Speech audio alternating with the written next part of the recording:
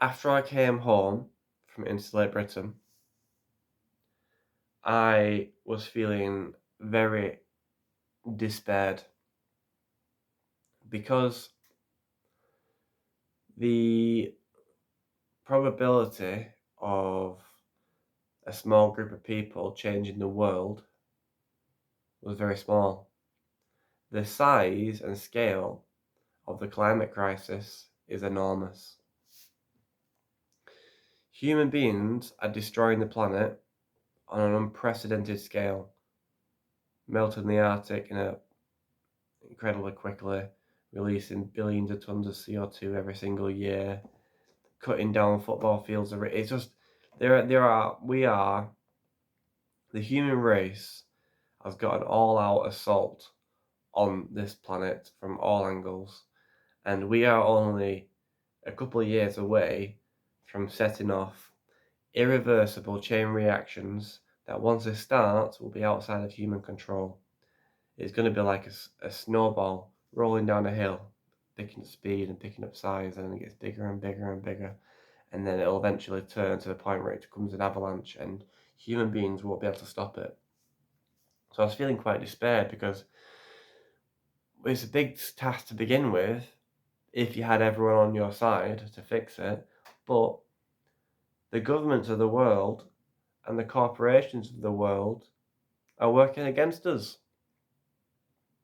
They're working against the interests of every living thing on this planet.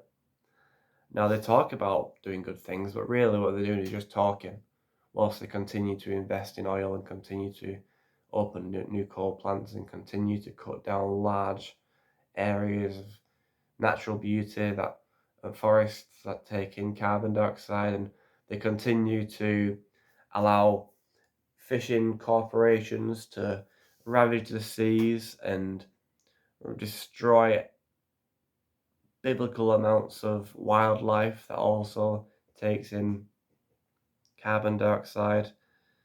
So I was feeling quite despaired because the task ahead of us is monumental. And for a small group of people, it is monumental. And I was asking myself, do I really want to continue with activism? I need to ask myself seriously now. And I put some thought into it, and I feel like I've got a responsibility. If I know this how bad the situation is, and I know what's at stake, which is the future of every single person, every single child, every single baby on this planet, then I have a responsibility to do everything within my power. Absolutely everything within my power. But at the same time, I want to enjoy my life. You know, I wanna learn to sail. I wanna sail around the world, and I wanna see all the beautiful wilderness of this planet before it dies, and really make the most of my life, and you know, lead a normal life really. So I had this really hard decision to make. Take on this impossible task with a very small chance of success. I'll live a nice, beautiful life. And I think I've come to the conclusion that I'm going to have to take on the impossible task, because I was listening to a motivational speaker called Les Brown, who I listen to quite often, and he was talking about two men who both get fired from their work during a recession, and they both go out looking for work, and they can't find any work for weeks and weeks and weeks. The news is talking about how bad the recession is, how there is no jobs, and how there's no jobs out there. And one of the men, he gives up. He quits. He says, "I can't do this anymore. There's no work out there. I can't do it." And he just gave up. And he just started, he got depressed and started drinking beer, started talking to his other unemployed, negative, depressed friends, and that's it. He was done. But the other guy said, it's possible. It's possible that somebody somewhere out there will give me a job. Despite of what I can see, despite of all the evidence, despite of all the odds, it's possible. And he just carried on going anyway. And I kind of realised that's what I need to do. The odds are against us. The odds are against me being successful. But if we don't try, then it'll never happen. And I started really thinking about this because when the suffragettes were campaigning to get the votes for women, when they started, they were going up against impossible odds. The country was run by men for as long as the country's existed. Sexist men who thought that women were, all they were good for was cooking and cleaning. And it must have seemed like an impossible task.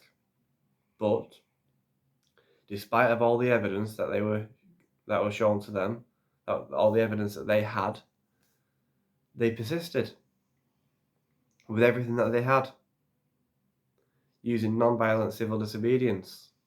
And after enough time and persistence, they won. And now women in this country enjoy the rights to vote and have rights and freedoms because of the bravery of it and the sacrifice of these women who decided to take on the impossible. And that is what's going to happen now, because what humanity is facing is beyond terrible. It's barbaric. If the climate breaks down, you're going to be looking at a Mad Max situation. You're going to be looking at billions of people dying, starving to death, and murdering each other over tins of beans. So it is the only reasonable response. And I've made the decision that I'm going to commit myself completely to activism, and not just to sitting in roads and getting arrested 13 times, but to the other half, which is just as important, which is mobilization. So under this decision, I've decided I am going to quit my job and work full-time for Insulate Britain, or whatever the new configuration is going to be called. I'm going to work full-time, mobilizing people, and I'm going to give it everything that I've got.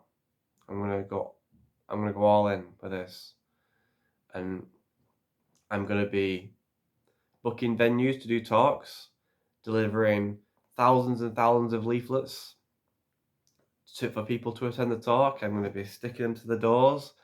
I'm going to be getting people to talk at these meetings, and I'm going to be talking at these meetings, and we're going to try and recruit as many people as possible for the next wave, because it is the only chance that we have as a species, is if we change. And the governments have made it very clear they are fine with the way things are. They do a bit of this, blah blah blah blah, and they don't make any change. Corporations are only interested in making money. The people, it is down to the people. The people have the real power. But enough people stand up and say no to their government, then the government don't have a choice, they have to listen. So this is what I'm going to be doing. I'm going to be mobilizing. I'm going to be doing everything I possibly can. And I am going to give it everything I got, because failure is not an option. It's not an option. Success is our only option. If we fail, our civilization is over.